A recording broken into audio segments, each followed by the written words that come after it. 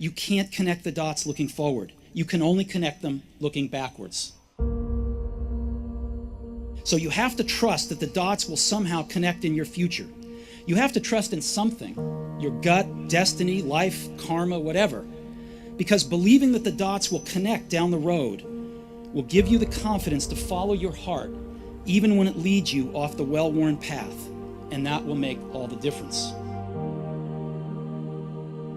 Your time is limited, so don't waste it living someone else's life. Don't be trapped by dogma, which is living with the results of other people's thinking. Don't let the noise of others' opinions drown out your own inner voice. You've got to find what you love.